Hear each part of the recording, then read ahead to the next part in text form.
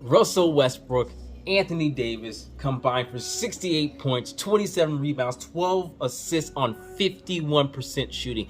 That outstanding play by that duo got them past the San Antonio Spurs 125-121. We're going to dive into the magnificent play of both Russell Westbrook and Anthony Davis, as well as what we saw from the Lakers and what we still hope to see going forward. Remember, if you haven't yet, please hit that subscribe button. I would really appreciate it. And hit that like button. It'll help me push out my video even more. But guys, we're going to dive right into this game. One of the best games of the season so far. The Los Angeles Lakers were going to OKC on a second night of a back-to-back. Let's get it. Let me address something first. For all of you extremely negative and pessimistic people out there, Russell Westbrook has a game like he did. 33 points, 10 rebounds, 8 assists, 55% shooting, 15-27 from the field. Clutch play, the clutch dunk there at the end. Let me be very clear about that. But all of you negative people out there, and Anthony Davis puts up 35, 17, and 4. And you all have the nerve to sit here and say, yeah, but do that with LeBron on the court. Let me tell you how idiotic that sounds 4 games in. Yes, LeBron is a dynamic player. To me, he's the best player in the world still when he's healthy. That does not mean it's any less true that Russell Westbrook and Anthony Davis are a natural fit, just the two of them. They just do. It makes sense it's going to take a little bit of time to integrate LeBron, Anthony Davis, and Russell Westbrook. Let's see him do it with LeBron on the court. Obviously, that's not going to happen like the way it just did versus the Spurs with LeBron sitting. Russ and AD fit together seamlessly as a duo. LeBron and AD fit together as a duo. But 3 stars can win a championship. It's a marathon, not a sprint. Just live in the moment. The game was great. They both played great. I mean, my gosh, 68, 27, and 12 and 51% shooting. Y'all got nothing to say about it. Let me see what you do with Brown on the court. Come on, man. Live in the moment. It was a great game by the Lakers, a great game by Westbrook and Anthony Davis. By the way, Monk, that was a big shot, bro, from deep. Live in the moment. Of course, this is not perfect 4 games in integrating Russell Westbrook and LeBron James together. It's going to work. I'm not worried at all. Again, 20 games. We can freak out when it's 20 games. But all of you sitting there talking about well, they can't do this with LeBron on court. I've even seen why in the world people are saying this, I don't know. See, they're better without LeBron. No, they're not. Come on, guys. It's a marathon, not a sprint. Also, I want to speak about, guys, this is what you brought Russell Westbrook here for. This is a game they didn't win last season when LeBron James sat. But you're able to walk into San Antonio and win this game because you have Russell Westbrook. So, no. Russell Westbrook, LeBron, and Anthony Davis, they're not fitting seamlessly in Game 4 of the season. But you want them to fit seamlessly when you get to Game 82 of the season. You brought him for this reason. LeBron is able to rest and get a win, rather than decide whether or not he needs this win or not. That is what the heck he is here for. You have an orchestrator, a creator, a playmaker who can get it done so LeBron can sit and watch and rest and be at his best by the time you get to the playoffs. Embrace it. Love it. Live in the moment. You brought him here specifically for this reason. To be Russell Westbrook. Especially when LeBron James is sitting. To create for others. To simplify the game for those who need the game simplified. To calm down and calm the storm. To calm down the players around him. To be a leader. To dunk on somebody in overtime when you need it most. To hit a 3 to go at 117, 114 when you need it most. You brought Russell Westbrook here to be Russell Westbrook. You brought Russell Westbrook here to be the MVP. You brought Russell Westbrook here to be Clutch Brook. And guys, you brought him here to fit with LeBron James and Anthony Davis by game 82. And I'm here to assure you that will be the case. Now let's move on to the analysis of the game. Russell Westbrook, by the way, he is magnificent. The best part is he had 8 assists. I think they took a couple assists away from him as well, but that's fine. Whatever. He only had 3 turnovers. And in the first half, he only had 1. I thought he was in control of the game. He was very much in control of the game his first stretch when the game started. You guys know how I am about him and being in control. He went to the bench to sit for his rest at the end of the first, and he had trouble getting it back for a few minutes in the second quarter. But nonetheless, for most of his 40 minutes on the floor, Russell Westbrook was in control of the basketball game. And as well as being efficient from the floor. So that's how I feel about that. I mean, he was absolutely amazing. He was outstanding. There's nothing you can say about his game today. He was great. Just so efficient and taking care of the basketball is the best part of all of it. And he picked his spots well. Russell Westbrook has not looked this explosive to begin a season since probably 2016, 2017. He keeps coming in injured with all these like little bugs. This is just great. It's just awesome to see him. He's still as fast as ever. Russell Westbrook losing a half a step, still faster than everybody else on the basketball court. He's getting to the basket. He's taking care of the basketball. He's not dribbling off his foot, things like that. He's just doing really well. I'm happy to see it. Guys, his ability to move defenders off of spots they want to be to create space for a lob to bigs is something that he's underrated at. Just his float dribble or his retreat dribble, things like that. It's just, he's so good at just creating that extra fourth of a step to be able to lob to his bigs for an easy basket. He did it all night versus the Spurs. I thought it was beautiful basketball as well. But let's move on to Anthony Davis. He played 42 minutes, so he played even more minutes than Russ.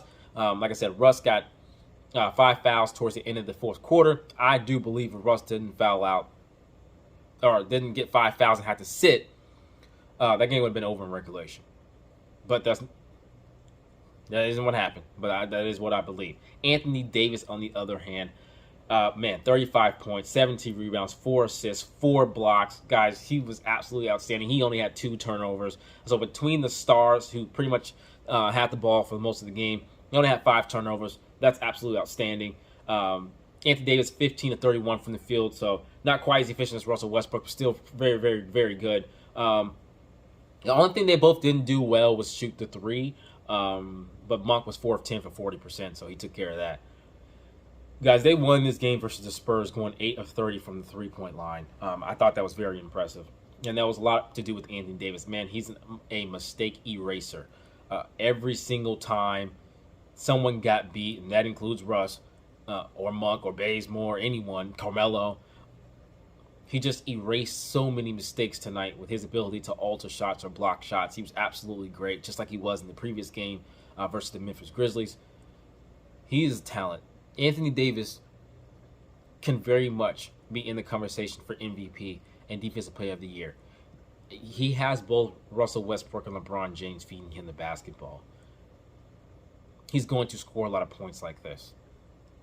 And then he has just the ability to just erase mistakes by guards and wings just so well with just his shot blocking and shot altering ability.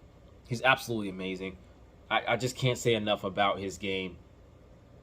Gosh, he was so good on both ends. Just beautiful basketball by Anthony Davis. And what I liked most is he was being very aggressive in the post, very aggressive going to the basket. You guys know my one criticism of him was I thought he took too many fadeaway jump shots to be as big, as strong as he is.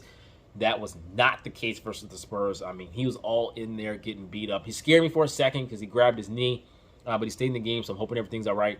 We'll see how he is on the injury report for tomorrow, before tomorrow versus the Oklahoma City Thunder.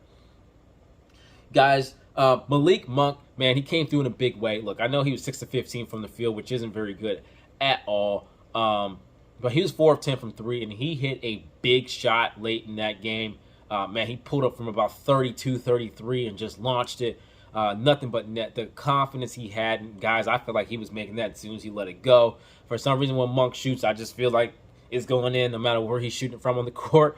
And that happened to be the case. He put up 1 rebound, 3 assists. Look, he was a plus 31 on the night. I know I'm not the biggest plus minus single game plus minus person, but plus 31, that's a big deal. That's a lot.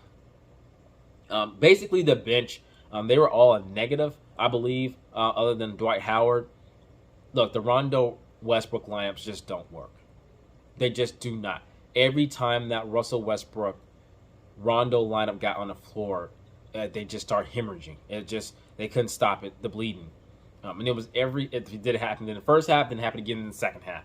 I understand we have all these injuries. It didn't work. It didn't work. Melo went cold.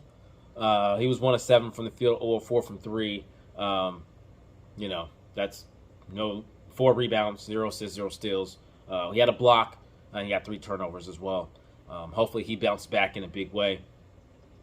I like Dwight Howard's minutes for the most part. He had 8 rebounds, 2 blocks, and a steal.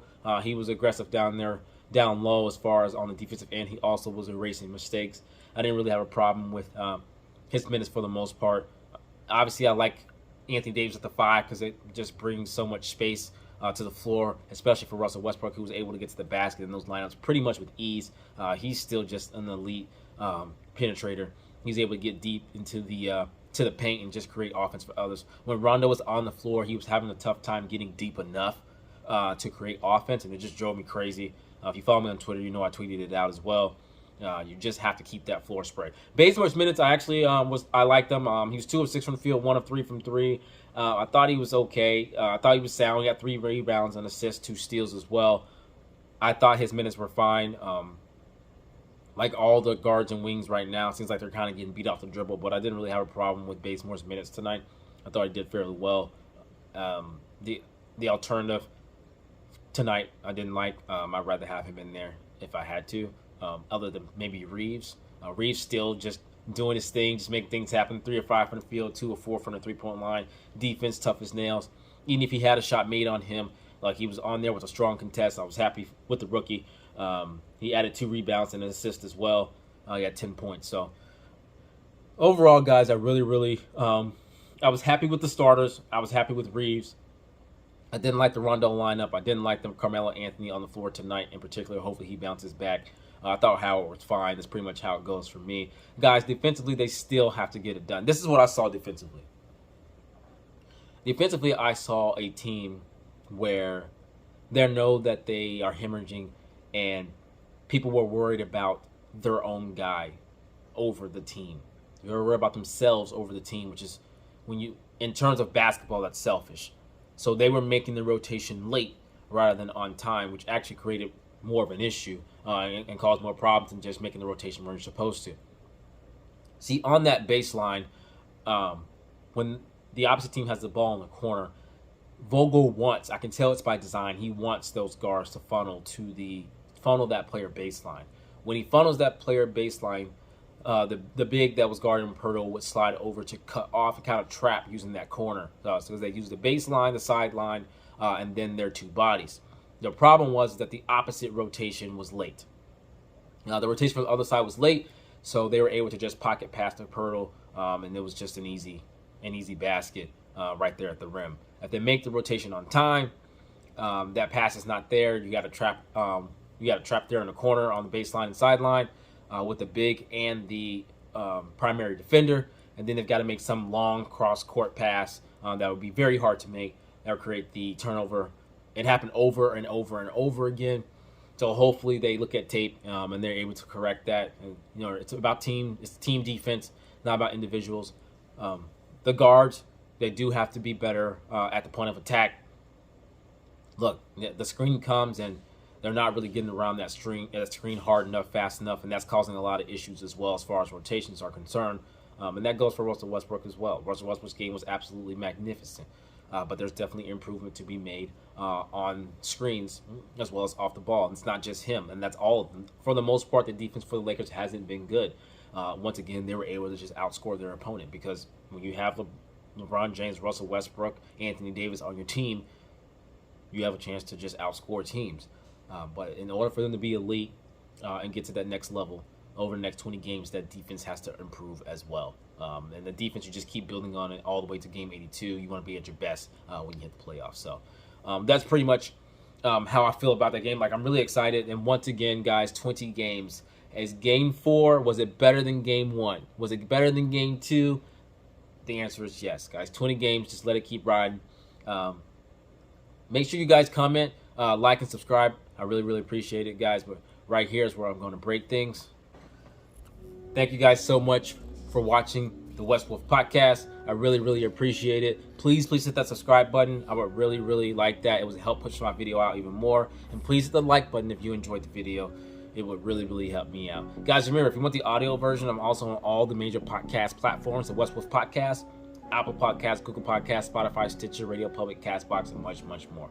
So you can go check that out on the audio version as well if you need it. Either way, it's fine for me. Fine with me. I appreciate your support. I will see you guys again tomorrow versus the Oklahoma City Thunder. I really, really appreciate you guys so much. And as always, until next time.